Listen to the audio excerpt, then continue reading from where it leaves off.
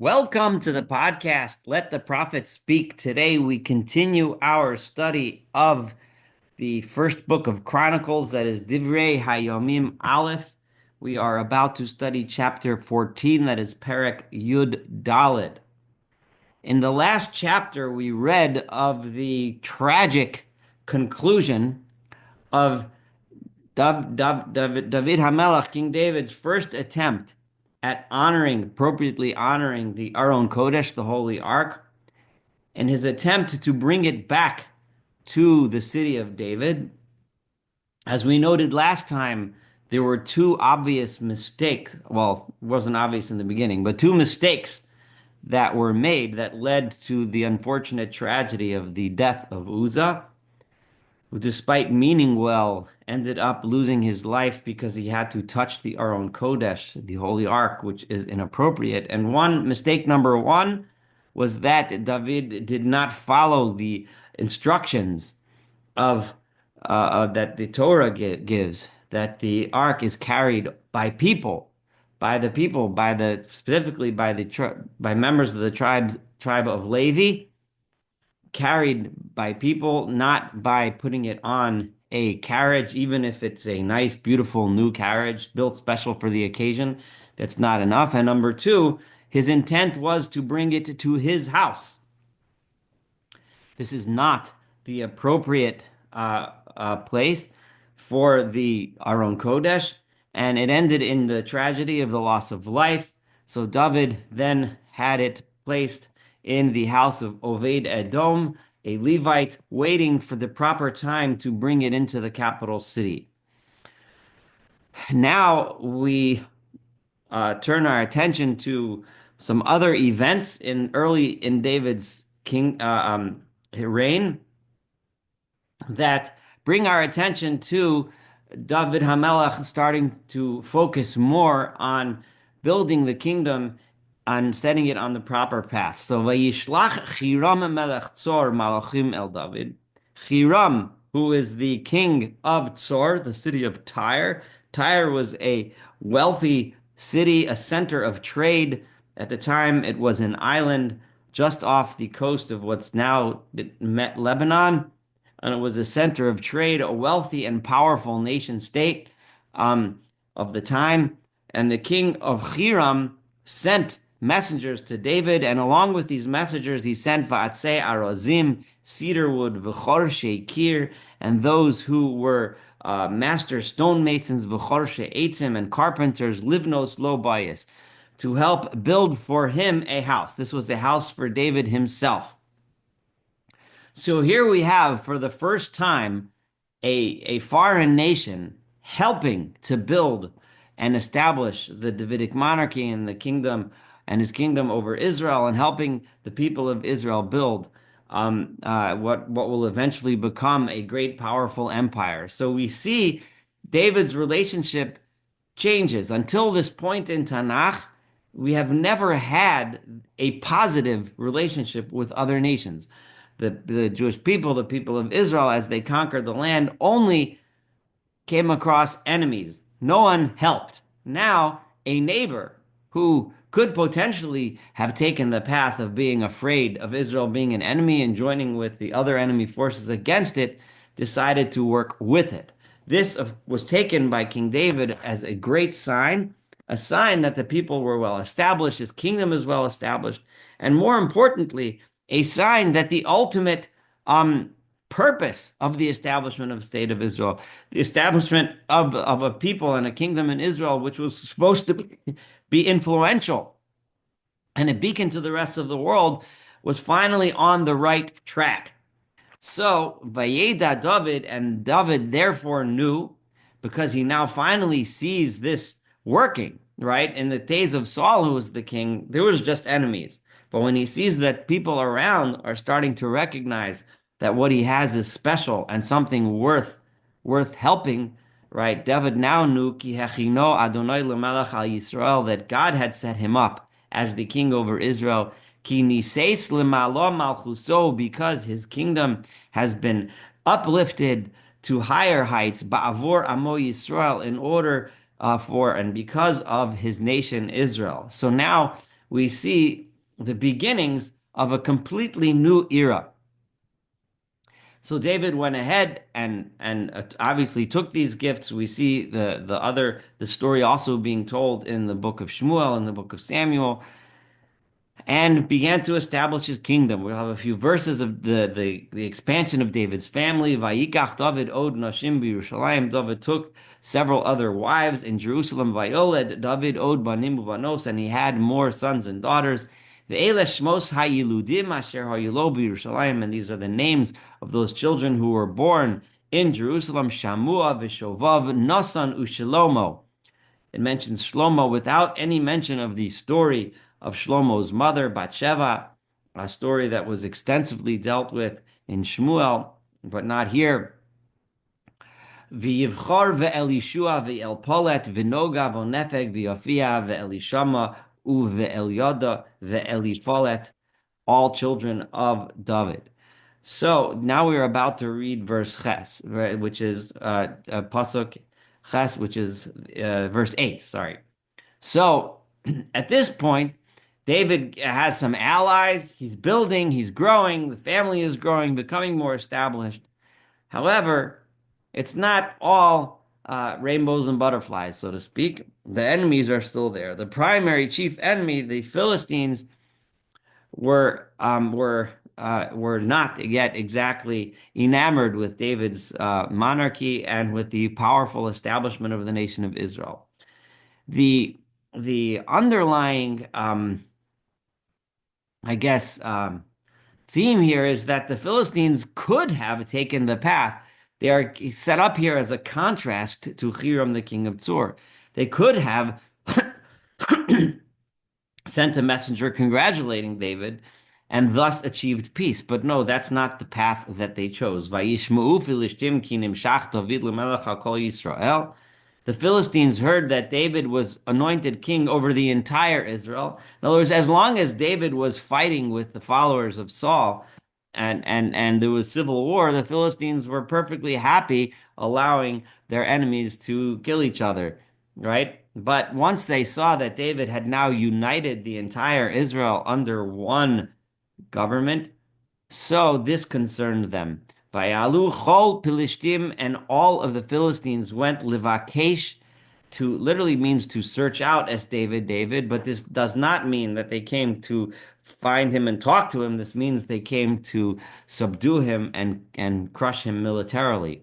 So Vayishma David, and David heard that they were out to get him, Vayetze lifneim, and he went out before them. He went out to meet them in battle. Uflishtim ba'u, and the Philistines came, vayifshetu be'emek Rephaim, and they arrayed themselves militarily. They spread out across the valley of Rephaim. This is a valley which would have been a logical place if you're coming from the coastal areas towards Jerusalem. You would have traveled through Emek Rephaim. There are various versions of Tanakh which have nice maps that show you how this is a logical place for the Philistines to come against Jerusalem. Vayishal David be'Elohim leimar, and David asked God, asking the following question: Ha'ele al Plishtim, should I go out to fight against the Philistines? Unisatom biyadi, and you will put them under my hand. In other words, will I win this battle?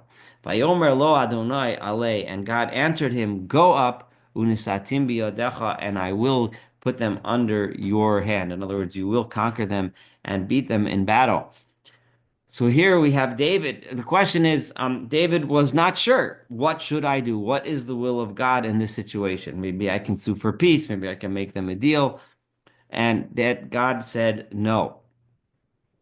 So we have David here, a little bit, one can look at this as something unsure of himself, but more importantly, what we're really supposed to learn here is the lesson that one should, consult with God, think about what he is doing, think about the various advantages and disadvantages of engaging in battle, and the advice that he received from discussing it with the Kohanim, by going to the Urim V'Tumim, by going to the high priest, the advice that he received from his godly inquiry was to go and fight. Vaya'alu bival piratzim, and they went up to, in other words, David and his soldiers went to Baal Piratzim. Now, why we call it Baal Piratzim, we're going to answer in a minute at the end of the same verse, which is verse 11. In other words, it didn't have this name Baal Piratzim yet.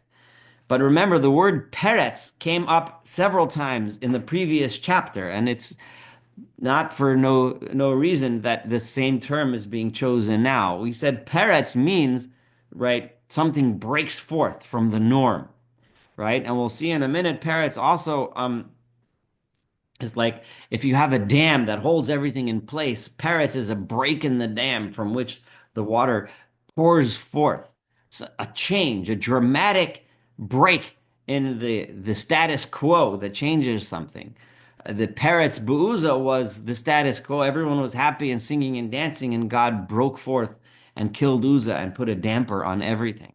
But you'll also have the same kind of Peretz. This is setting up a contrast. It's trying to draw that David's behavior here was different than his behavior there.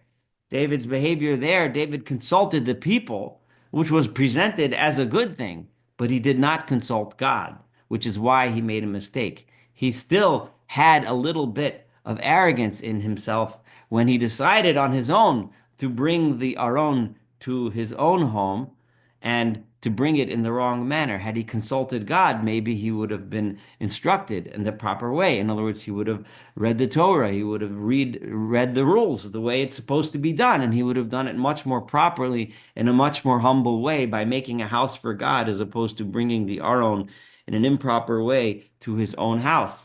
So, but over here, Vayomer David, and God said, Vayakem Sham David, and David struck them down. He won the battle. Vayomer David, and David said, Poratz Elohim et oivai biyadi. God has broken forth my enemies in my hand, kiperetz mayim, like a rupture of water through either a natural dam or obstacle when the water builds and bursts forth. Al Kain Karushem Makomahu Baal Piratzim, which is why the name became Baal Piratzim, the place where Piratzim, where breaking forth has occurred. So here we see this is a different response when one acts how he's supposed to with humility without making the decisions himself, without saying, I'm the king, I decide what to do, but rather to consult with godly wisdom, to consult with godly advice, to consult others and then decide what to do was a much better, much more humble, and much more appropriate path and led to victory. And then in this next verse 12, we see something extremely important that also relates to the event before. Remember, the Aron Kodesh, right, was the holy ark under Saul, right, was used, and in other occasions, was used as some sort of a magical amulet that let's bring it to war, and with this we will be strengthened, we will be powerful, and we will win. David did not take the ark to war. However, Vayazvu Shamet Elohehem, the Philistines, this is verse 12, they left their gods on the battlefield when they ran in fright, when they retreated. Vayomer David, and David said, Vayisorfu Ba'esh, and they followed David's instructions and burnt all of those idols that they had left in fire. In order to demonstrate the difference between David, God is not to be used, and images are certainly not to be used as some sort of a magical way to beat the enemy. And the difference between David and the Philistines could not be possibly more stark. They who had brought their idols and their gods with a small g along with them were destroyed, and those gods were then burnt in flames by David trying to demonstrate to the people, this is not the path. This is not how you build a relationship with God. One builds a relationship through humility, through thinking about the proper path, the proper way. And then we see this even more in the next story. Vayosifu od Pilishtim, the Philistines were not yet defeated. They retreated and regrouped. Vayifshetu bo Emek. And now they set up their battle in the Emek, in the valley, in another location coming towards Jerusalem in a different and from a different location, right? So now Vayishal O David Belohim. So David went and asked God again, Vayomer lo, follow him, and God said, Lo saleh acharehem. This time, don't just go and meet them head on. Presumably now they've regrouped. They know a little bit more about your armies, your strength, your tactics. Don't meet them head on. Hasave me'alehim, go around them. Uvosla lahem mimul habuchaim, and come around from through the place called opposite the place called Bichaim.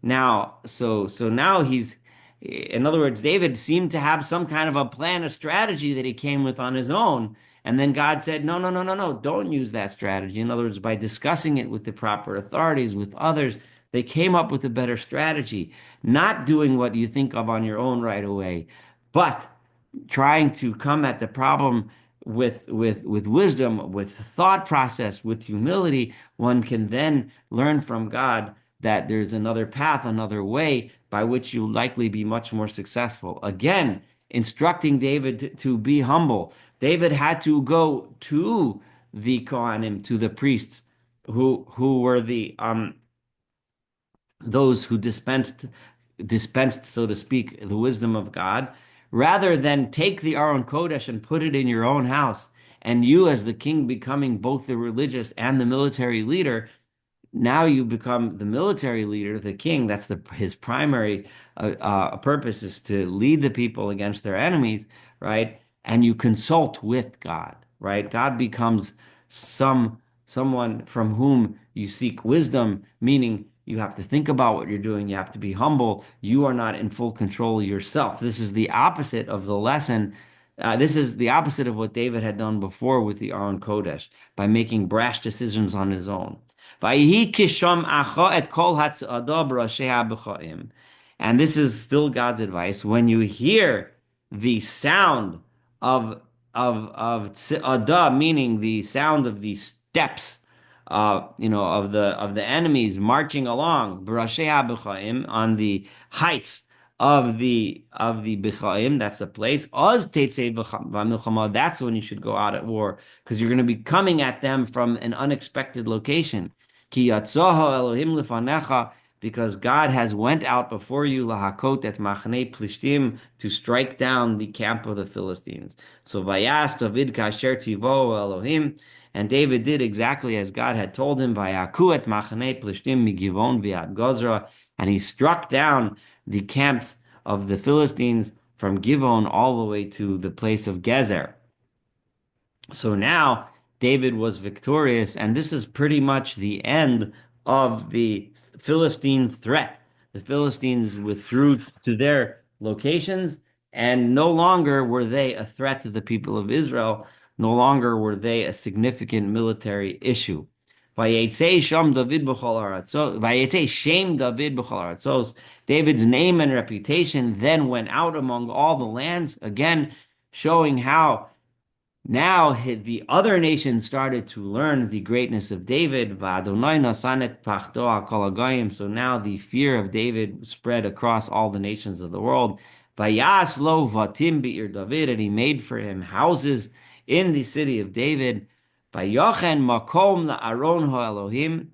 now he prepared a place for the Aron, for the ark of God. And he planted a tent, a special tent for this just goes to emphasize that beforehand David planned on bringing it into his own house, but now no. Now David prepared a special place.